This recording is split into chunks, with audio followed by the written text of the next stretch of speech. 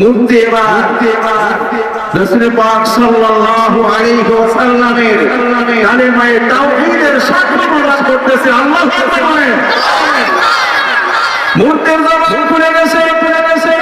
মূর্তি এবার রাসূল পাক সাল্লাল্লাহু আলাইহি ওয়াসাল্লামের কালেমায়ে তাওহীদের সাক্ষ্য প্রদান করতেছে। জোরে বলেন সুবহানাল্লাহ।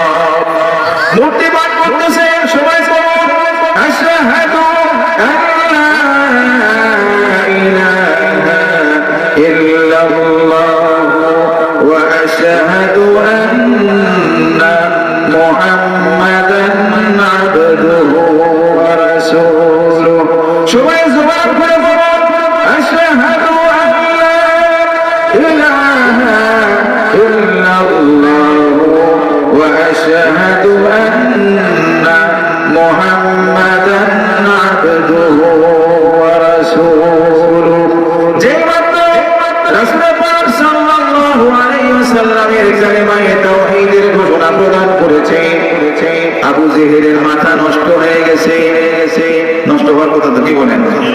যে এতক্ষণ পর্যন্ত মুহাম্মাদের বিরুদ্ধে সাক্ষ্য প্রদান করলো, এখন দেখতেছি মুহাম্মাদের পক্ষে কথা বলতেছে। ঘটনা কি? চিন্তা করতেছে মূর্তি এই দরবারে না নিয়ে আসাই তো ভালো হয়েছে। কি বলেন? মূর্তি নিয়ে এসে একটা কাজের মধ্যে পড়ে গেলাম। মূর্তি নিয়ে এসে কি একটা বেকায়দার মধ্যে পড়ে গেলাম। মেজাজ খারাপ হয়ে গেছে আবু জেহেলের। শত শত হাজার হাজার মানুষের মধ্য থেকে এবার আবু জেহেল মূর্তি আবার কাঁধে উঠাইছে। কাঁধে উঠাইয়া রওনা দিয়েছে, পাহাড়ের দিকে রওনা দিয়েছে। চলে গেছে পাহাড়ের কিনারে। পাহাড়ের কিনারে গিয়ে মূর্তি কাঁধ থেকে নামাইয়া পাহাড়ের সাথে আঘাত করতেছে। আল্লাহু আকবার বলেন। পাহাড়ের সাথে আঘাত করতেছে।